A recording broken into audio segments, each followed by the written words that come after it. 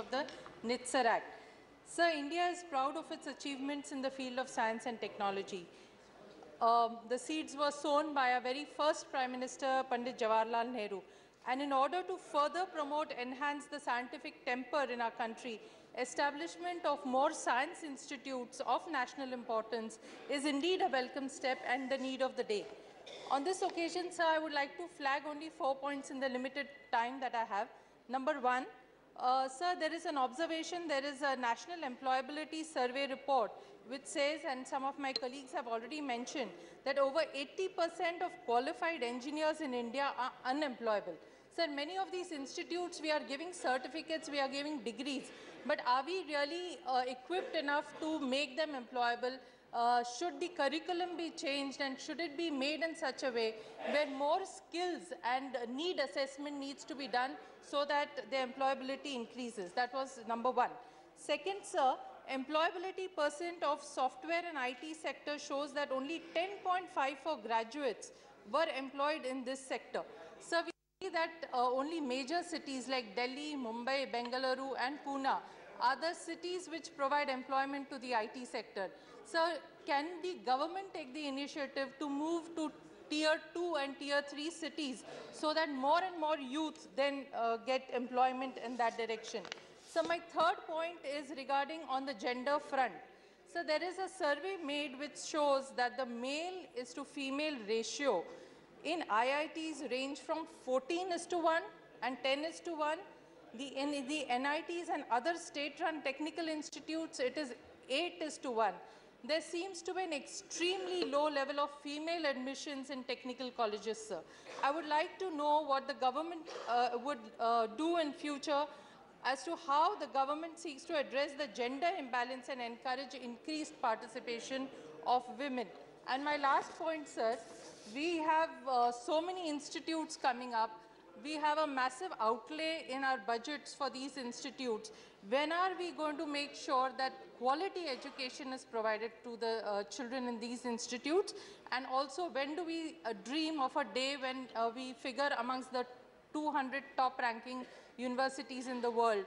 To do this, sir, we have to bring the scientific temper to the grassroots, to the children in the schools. So, Javadekar sir, comes from the city I hail from, Pune.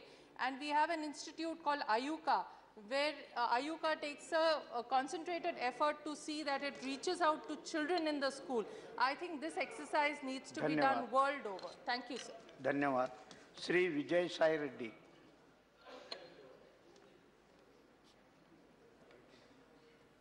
Sir, thank you very much, Vice Chairman, sir. Thank you for the opportunity you have given. I, on behalf of my party and my party president, Sri Y.S. Jagannath Reddy Garu, rise to support this bill, primarily for two reasons. I wish that Honorable HRD Minister would listen to this. Sir, primarily, see, two of the institutes, IISER Tirupati and IISER Berhampur, will be brought under this purview of this amendment, by virtue of this amendment bill, as institutes of national importance. It's very good. Sir, in so far as Tirupati Institute is concerned, I would like HRD Minister to explain this August House. See, land has been allotted, and this institute has been operating since 2015 from a rental premises, and according to the Minister, about 134 crores has already been sanctioned, and the total project cost for this particular project is estimated to be about 1,000 crores. And if this is the pace at which the budgetary allocation is going to be made year after year, how long it will take for the Government of India to complete this project? Minister, sir, please. Yes. How long it will take for the Government of India to complete this project if this is the pace at which the budgetary allocations are going to be made? Sir, the second point is, so far as this question is concerned, IISER Tirupati, there is a mentor institution and it is under the control of IISER Pune, and there is no separate director and there is no separate board of governors. I hope by passing amendment bill, this will enable setting up of statutory body of governors and ISR Tirupati for ISR Tirupati under section 11A of 2007 Act. I hope the governors and board of governors and then director would be appointed. Sir, the second reason why we support this bill is it promotes the engineering and science education. Sir, the current gross enrollment ratio in higher education in India is about 24.3%, and particularly out of the total students in undergraduate level, in engineering about 15.89% and in science about 15.38%. Sir, compared to these low levels, let us have a comparison with that of China and Australia and USA. And there the enrollment rate is in tertiary education is about 43.4% in China and 90% in Australia and 85.79% in USA. I hope the government of India will take additional measures to improve the enrollment rate in this regard, sir. For these two reasons, we support this bill, and I have three issues which I will bring it to the notice of the HRD minister through you, sir. And I will also give the suggestions. Sir, it basically promotes the research ecosystem. In India, sir, the GDP, it is only 0.8% of GDP is being spent as a domestic expenditure on research and development activities. Whereas in China, it is 2% of the GDP, and Israel, it is about 4.3% of the GDP, sir. Sir, the next issue in this regard is that, sir, the talent pool, after completing the graduation or post-graduation in these institutes, there many talent pool is migrating to either USA or Europe. In fact, in 2013 alone, about 9.5 lakh engineers and scientists of Indian origin were in USA. So I would like the Honorable HRD Minister to find out the reasons as why this talent pool is migrating to other countries when entire expenditure is incurred and then met by the government of India partially, and the migration of this talent pool would adversely affect the development of this country. Therefore, I request the Honorable Minister to take cognizance of this and take the appropriate measures in this regard, sir. The next point, sir, the quality of engineering education. Sir, according to HRD ministry, his own ministry, India has about 6,214 engineering and technology institutions which are enrolling about 2.9 million students, and around 1.5 million engineers are released every year into the job market, sir. Many engineers who are coming into the market every year are not able to find the jobs because of the low quality of education, and the low quality of education is on account of the non-availability of good faculty. Therefore, I urge upon the HRD ministry to improve the faculty standards in the engineering colleges, sir. Sir, the suggestion, I have one more suggestion in this regard, sir. Promoting, this can be overcome by promoting industry-university linkages. The IIT Madras, for example, IIT Madras is a classic example. Research Park is a success story that should be replicated in all the engineering colleges, sir. The Research Park at IIT Madras creates a bridge between innovations created in the in the classroom and industry. The last point, sir, shortage of faculty. Sir, the Standing Committee on HRD, his own ministry, in its report presented in March 2017, noted 39% of the faculty positions are lying vacant in all 23 IITs taken together. There is about 49% vacancy in IIT Roorkee, 46% IIT Kharagpur, and 16% in Hyderabad, IIT Hyderabad, so on and so forth, sir. The sanction strength of faculty in respect of 11 new NITs is about 473 against 146 are vacant. So therefore, there is every necessity for the HRD minister to address this problem, sir. The suggestion is the ministry should ensure that the recruitments are done in advance so that the shortage does not develop into a crisis. I thank you very much, sir. Thank you for the opportunity. Sri D. Raja. Sir, this bill adds two institutes, that is Tirupati and Berambur, to the second schedule of the National Institutes of Technology, Science, Education and Research Act. I support this bill. I take this opportunity to pay my tributes to Jawaharlal Nehru and the galaxy of leaders of that period who laid, in fact, the foundations for India to emerge as a global center for learning and India's higher education. In fact, they played a great role in making India that is the country which we have today. Sir, I want to raise three critical issues. One is regarding funding. It is good we will have to enhance the status of institutes. They are being declared as national institutes, but they must get adequate funding. Government must spend adequate, give adequate funding for higher education. I raised this issue even a few days back. Again, I am repeating, higher education is passing through a crisis because of lack of adequate funding. That Minister for HRD must ensure that funding is given adequately. Second critical issue is faculty.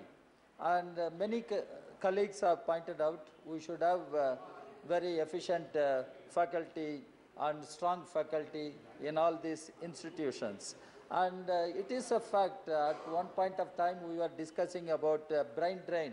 Now we discuss about underemployment. Unemployment is one problem, but underemployment, the engineering graduates are unemployed, underemployed, and they are willing to grab any job for 5,000 rupees per month or 4,000 rupees per month. That is what we are witnessing today. On one side, we talk about higher education, we talk about high technical education. IITs are world-class institutions. No doubt, we are proud of our IITs. Now we are starting more and more new national institutes. But what about employability? The brain drain is one problem, but employability is another problem. And those graduates who are educated, they must get jobs. Why they are not getting jobs? What we can do? That we will have to think over, and the government will have to address that issue. This is a second critical issue which I thought, for which you need to strengthen the faculty. And we have adequate capacity to strengthen our faculty. This is what I understand. The third critical issue is affirmative action in favor of SC, ST, OBC. I mean, the policy of reservation must be implemented in all the national institutes, and because SC, ST, OBC do not have that access to all these institutions, and those students who come from these sections must have access, and there must be reservation policy. And as far as expenditure is concerned, I think the SC, ST, OBC students must be given some kind of treatment which allow them to meet the expenditures. Now education has become very expensive, and for these sections, SC, ST, OBC, it is extremely expensive, and they are not able to afford to pay for their education. And government will have to address these issues. And these are very critical issues, and I hope Mr. Prakash Javadekar, the minister, will be assuring this house and making it very clear that the policy of reservation will be implemented effectively without, what do I say, it should not go against the interests of these sections of students. That's what I request. Thanks. Good. Thank you very much. Now, Sir Ripun Bora. Ripun Bora. Sir, opportunity to take part in this discussion of this most important bill, which relates to the prestige of our country. Sir, while supporting this bill, I first of all congratulate UPA government, and more particularly Dr. Manmohan Singh, former Prime Minister, and his scientific advisor, under whose initiative and under whose concept this world-class educational center has come up. Secondly, I must pay my tribute and my deep respect to our first Prime Minister, Pandit Jawaharlal Nehru. What India is today, it is because of the thoughts, visions of Pandit Jawaharlal Nehru. The present science and technology, the entire development, he is called the modern architect of India, and the present science and technology of our country, what we are at this stage is because of Jawaharlal Nehru's contribution, his thoughts, and his visions. Now, the purpose of this world-class institute was one to remove of regional imbalance. Our UPA government, this is the concept of our UPA government, to remove the regional imbalance and at the same time to stop the brain drain. And the third one is access of world-class education. Now, the question is the world-class education is not possible unless we have very good infrastructure. So now we have seen, sir, at the same time, the very quality and faculty. We have seen, sir, many world-class institutions in our country, like Indian Institute of Technology, Mr. Minister, Indian don't Institute talk like of that. Management. There also we have seen, sir, there is very shortage of faculty, and for shortage of faculty, the students have suffered. Many of my friends have already said that we should not make any compromise on the quality of education. We are saying quality of education, and there is thousands and thousands of our engineering graduates are now lying under employment, unemployed. It is because of this lack of quality education. And the root cause of the quality education is this not adequate number of faculty. So therefore, here also in these two institutes and the other institutes, this National Institute of Science and Scientific Research and Education, here also we have got the data that there are lots of vacancies and the infrastructure is yet to be completed. So my suggestion, my request to the Honorable Minister that if we, without proper infrastructure and good quality education and competent and efficient faculty members, we won't achieve the target of quality education.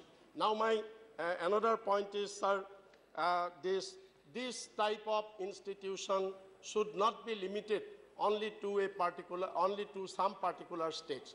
India is such a vast country. So now what happened in these institutions, as because of this number of institutions are very limited, many talented, many meritorious students have not been able to get admission in these institutes. So therefore I request the minister should take in due course of time in the coming days, it should expand to other parts of the country also, to other, more particularly to the backward areas, to the inaccessible areas. So in this regard, I belong to from Assam, so that's why I want to make one suggestion to the Honorable Minister. What my friend Mr. Rajiv Devagowda has already pointed out, that the Honorable Finance Minister in his budget speech, he has declared one Indian Institute of Science and Education Research for Nagaland.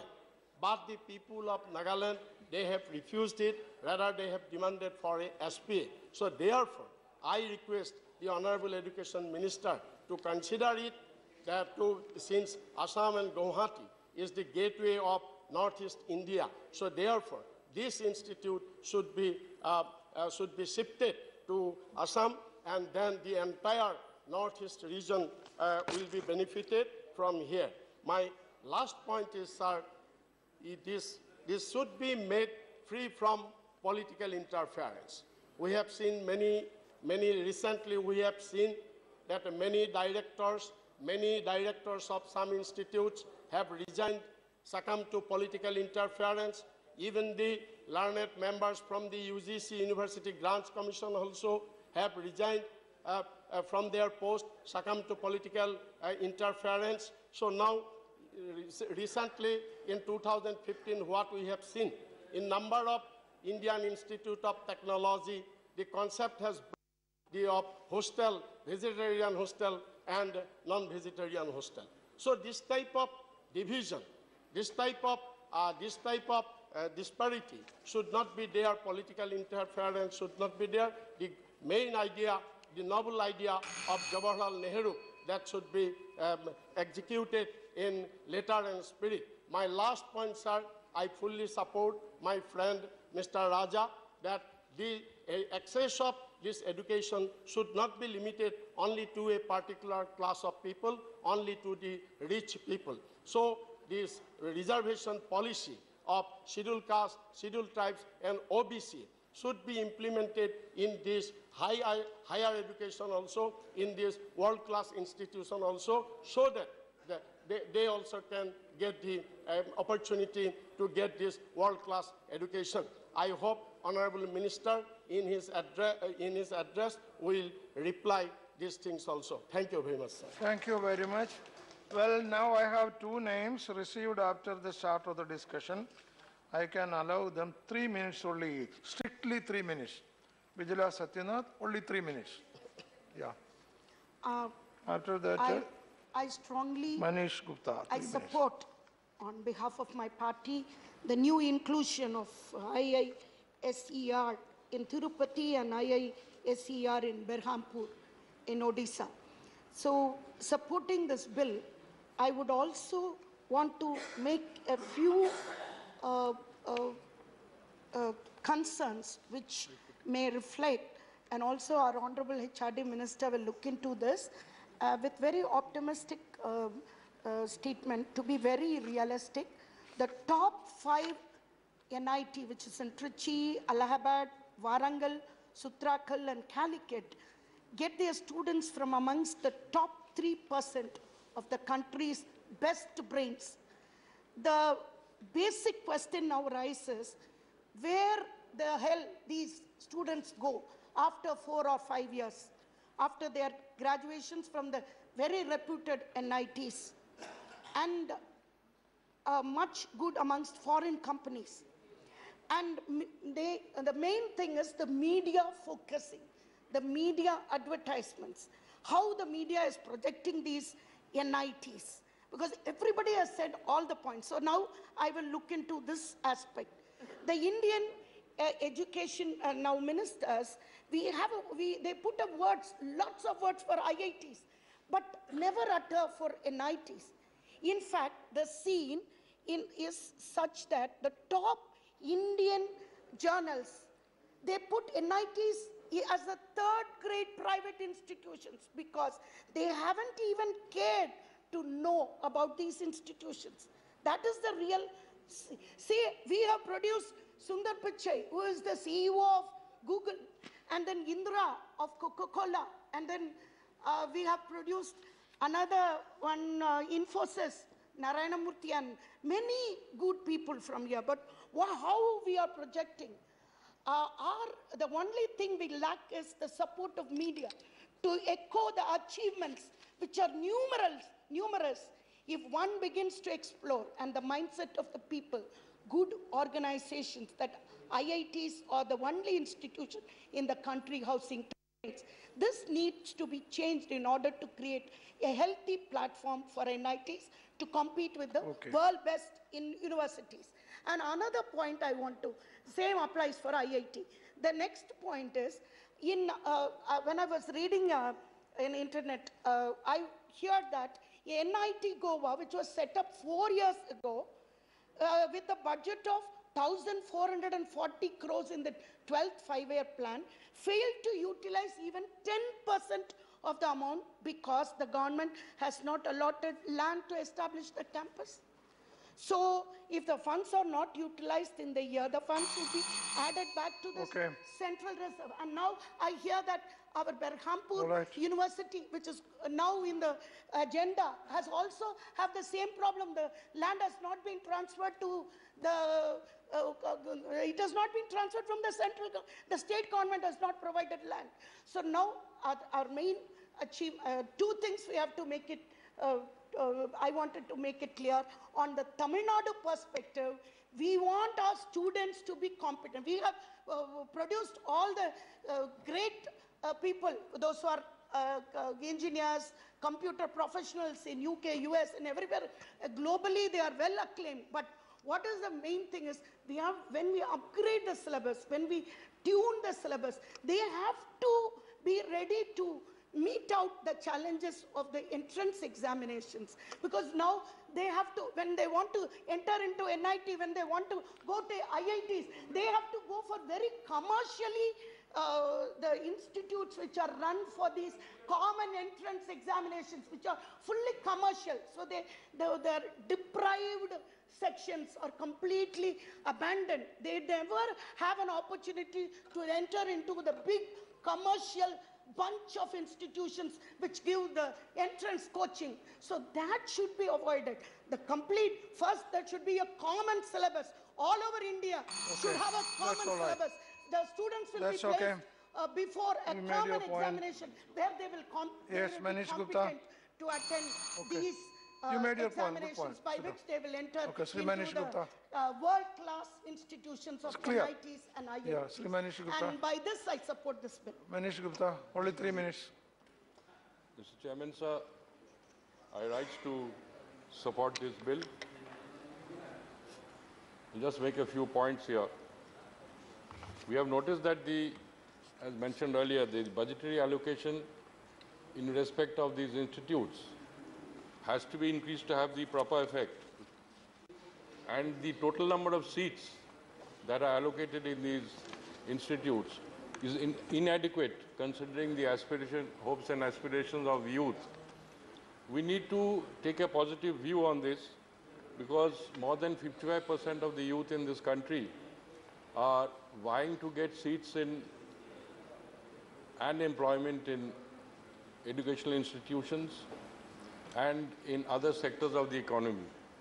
So due importance should be given to the youth. Unfortunately, we have noticed that the HRD ministry is habitually increasing fees.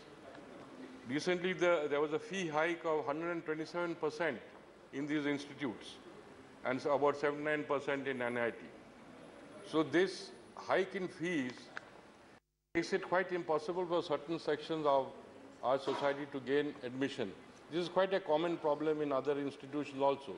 Even for management institutes, the fees that are charged are quite high. In fact, recently people had come and met me. They are saying that they cannot afford higher education or technical education because of the cost of the education. The other issue is that a lot of research is done in these institutes. And we have observed over the years that the fruits of research never devolve to the sectors for which the research is done. Research produces doctorates and PhDs, but there is a gap between devolution of the research to the actual sectors of the economy. The internal administration. Simple bill. The internal administration of the institutions needs to be looked into. Okay.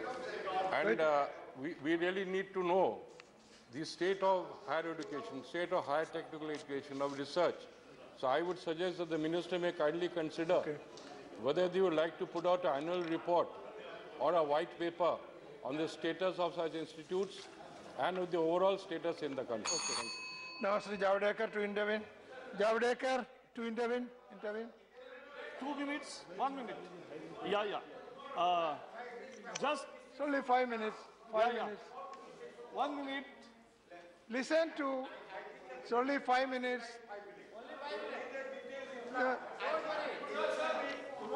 Sir, only 5 minutes. Sir, only 5 minutes. Please have the reply tomorrow. We cannot have 2 ministers reply. What is this?